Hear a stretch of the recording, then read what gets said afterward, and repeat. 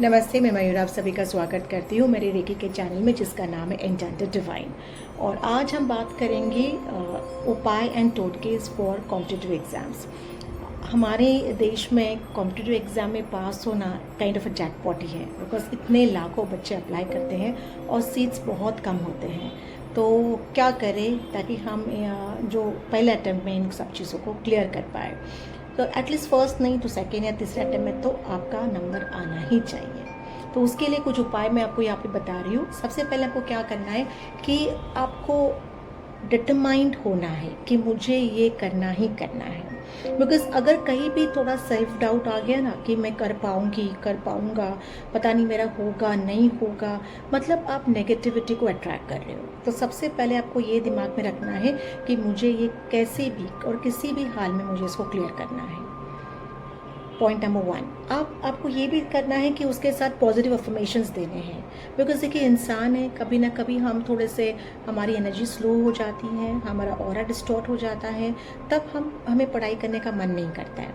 तो बच्चों को ये ध्यान रखना है कि आपको पॉजिटिव अफर्मेशंस देने हैं, आपको विजुलाइज करना है विद लॉ ऑफ अट्रैक्शन कि मैं वहाँ पे गया हूँ, मेरा नाम आया है लिस्ट में। और अगर आप IAS ऑफिसर्स के एग्ज़ाम दे रहे हो, IPS ऑफिसर्स के एग्ज़ाम दे रहे हो, MPSC एग्ज़ाम्स दे रहे हो, जो भी आप कॉम्पिटिटिव एग्ज़ाम्स दे रहे हो, आपको विजुलाइज करना है कि मेरा नाम आया है, मैं वहाँ पे गया हूँ और मेरी ट्रेनिंग हो रही है और मैं बहुत खुश हूँ।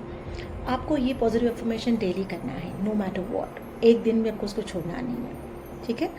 अभी आते उपाय की तरफ। अब सबसे पहले तुलसी का जो रस होता है, पत्तों का जो जूस होता है, उसको आपको एक प्लस हनी, मतलब तुलसी एंड हनी 1 स्पून आपको रोज लेना है।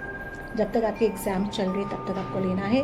बाद में भी कंटिन्यू कीजिए, क्योंकि कॉम्पिटिटिव एग्ज़ाम्स में फिर आपके इंटरव्यू राउंड आते हैं, ग्रुप डिस्कशन राउंड्स आते हैं, तो आपको इनको कंटिन्यू करना है इस उपाय को। तीसरा है कि तो पीपल का जो पेड़ होता है ना, उसमें आपको क्या करना है, एवरी थर्सडे 5 अलग प्रकार की मिठाई लेनी है, 2 कार्डमम्स यानी हरी इलायची रखनी है और पीपल के पेड़ के नीचे जाके अर्पण करना है और प्रार्थना करनी है कि मेरा ये जो मैं कॉम्पिटिटिव एग्ज़ाम दे रहा हूँ वो क्लियर हो जाए पहले अटेम्प्ट में। बहुत इफ़ेक्टिव उपाय है।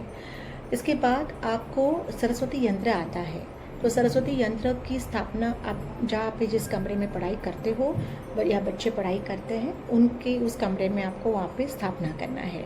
और इस तरीके से करना है कि जब बच्चा पढ़ रहा है तो उसकी नज़र यंत्र पे जाए हमेशा। तो ये भी बहुत इफ़ेक्टिव है। इसके अलावा 10 मुखी रुद्राक्ष आता है जो बहुत पावरफुल है। थोड़ा महंगा आता है but it works beautifully well, क्योंकि ओरिजिनल रुद्राक्ष अच्छे आते हैं, महंगे आते हैं।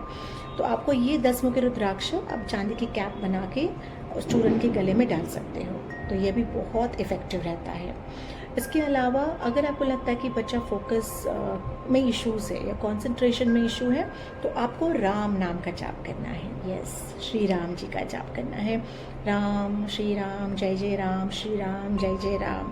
जितना हो सके, जब बच्चा फ्री टाइम है में कुछ आ रहा है जा रहा है कॉलेज के वक्त या कुछ फ्री टाइम उसके पास है, उसमें जितना समय हो सके उसने श्री राम का जाप करना है।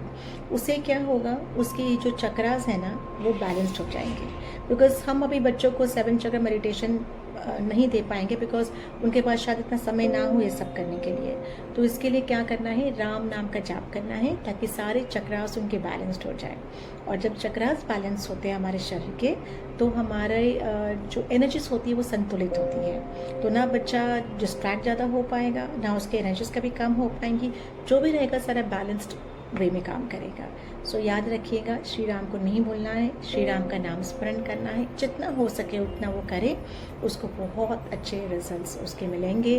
और मैं कोशिश करूँगी कि हर बच्चा जो कॉम्पिटिटिव एग्ज़ाम दे रहा है वो फर्स्ट अटेम्प्ट में क्लियर करे, बिकॉज उसके पीछे उसकी मेहनत होती है। और माँ पेरेंट्स जो होते हैं, माँ बाप के जो वो उनकी भी मेहनत होती है ना, क्योंकि वो भी एक्चुअल एग्ज़ाम देने के एक ही पैरेलली वो भी एग्ज़ाम दे रहे हैं, तो वो भी बहुत इम्पोर्टेंट है। तो मैं प्रार्थना करती हूँ कि आप सबके जो विशेज़ हैं फुलफिल हो जाएं। इन उपाय को कीजिएगा, प्रैक्टिस कीजिएगा और मुझे बताइएगा आपका रिजल्ट कैसे आता है। धन्यवाद।